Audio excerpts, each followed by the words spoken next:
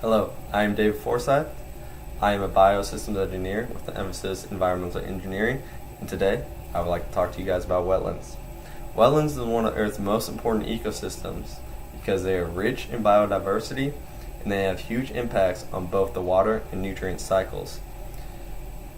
Wetlands have had a rough history in the United States. In the 1800s, more than half of the wetlands were either drained or degraded so much that they are no longer wetlands anymore. So today, I would like to talk to you guys about the history of wetlands and the water and nutrient cycles and other benefits wetlands have for both you and me. So first, the history of wetlands. Wetlands have been used for thousands of years by many people, cultures all around the world. One example is the people of the Nile Delta. People of the Nile Delta in Egypt use the Nile Delta to irrigate crops to produce food, and they use this for thousands of years. Another group in America that use wetlands would be the Native Americans. Native Americans use the wetlands for food and water and for shelter. One notable group would be the Seminoles of the Everglades in Florida. They used the Everglades as their homes, and when the United States government came, they could not infiltrate the Everglades because they did not know them as well as the Seminoles did. The Seminoles were the only Native American group that did not sign a peace treaty with the United States government because the United States government could not infiltrate the Everglades and they did not know them as well as the Native Americans did. Wetlands are also a huge source of food for many people around the world. One huge product that comes out of wetlands would be rice. Rice is consumed in a lot of countries and is a staple in many of them. Without rice, we would have a huge food problem. There is also many other foods that are produced in wetlands. Cranberries and grazing livestock are also in wetlands. Even though wetlands can provide all these good things, throughout history, wetlands have been depicted as something that is bad. They have been depicted as a swamp it's smelly, there's witches, there's swamp monsters. Here is an example of some bad media wetlands get. This is a swamp monster. So with this, people did not want to live by the wetlands. They didn't want to be near them. So many of the wetlands of America were drained and they have been transformed into urban or agricultural places.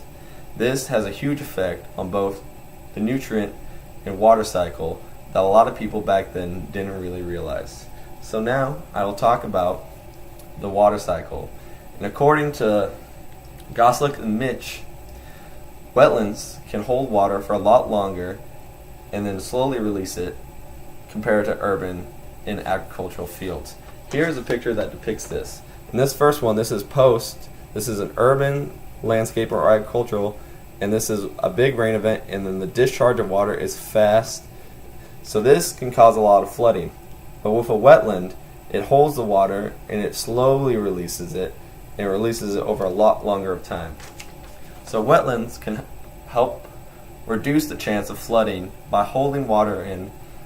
This helps reduce the chance of flooding because water is allowed to infiltrate through the soil and then recharge aquifers, and it is allowed to evaporate into the air. Recharge is also very important because recharging, a lot of people use aquifers for water and to irrigate, and without recharging water, we are going to deplete all the water in the aquifers. So wetlands holding water and letting it infiltrate is very good for us. Holding the water is also very beneficial for many of the nutrient cycles. Phosphorus is a nutrient that can become a pollutant if it is washed downstream. Phosphorus attaches itself to sediment, and after a rain event will be washed down and will go to wherever the water leads. But if there is a wetland, the wetland can slow down the water enough that the sediment will settle down to the bottom, and phosphorus will not be continued downstream into a lake or in the ocean.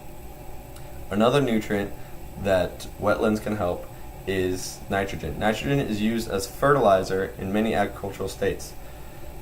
After the fertilizer is put on the crops, if there is a rain event, it can get washed into a stream or river and end up in a lake or ocean. We can have a problem if this is abundant because if there's nitrogen is abundant, there will be an algae bloom. Algae bloom can be bad for two reasons. Algae can be toxic, which can hurt people or fish. So some lakes in Nebraska get closed every year because of this. Also, it can create big dead zones for fish because of the lack of oxygen. When the algae blooms, because of the nitrogen, they will die, and all the microbes in the lake or ocean will use the algae and oxygen in the water to survive. When this happens, there is not enough oxygen in the water for the fish. So there's a big problem in the Gulf of Mexico because there's a huge hypoxia or dead zone of fish. And to help this, wetlands could be involved. Wetlands can take in the water that is full of nitrogen, and once the wetland is saturated with water, which means it has no more air, the microbes will be forced to use the nitrate instead of oxygen. When the microbes use the nitrate, it will use the compound and turn it into nitrogen gas. When this is turned into nitrogen gas, it is released into the atmosphere and will not be washed down further downstream once the wetland releases the water. So, this is very good. One of the reasons why the hypoxia has been happening more is because of all the wetlands that we have gotten rid of in the Midwest and around the Mississippi River. Wetlands are supposed to be the boundary between land and water and can help purify water in the air before the water reaches the ocean. Last, we will look at other benefits wetlands can provide to you and me. According to the National Park Service, wetlands have a lot of benefits that a lot of people don't really realize. It provides a home for many birds and other animals of fur and a lot of plants. One example of this is the sandhill crane. The sandhill crane is a migratory bird that migrates all the way across the United States of America. Every year it stops in the sandhill wetland area in Nebraska to feed and to rest. If the wetlands are degraded and continue to be degraded, they will have no place to stop, and the birds will either have to find a new place or they will slowly become extinct. There are also benefits wetlands can provide people. They provide food and they can help purify water. In Europe, many places use wetlands as water purification instead of plants like we do a lot in America. Wetlands can also provide a lot of recreation for people. It can provide hiking and a place to kayak that you wouldn't be able to find anywhere else. They are also very aesthetic, so they're very pleasing to look at, and it can provide a lot of hunting opportunities for people. So today we look at the history and all the benefits of wetlands, and I hope that you guys learned something about one of the most important ecosystems on Earth. Thank you.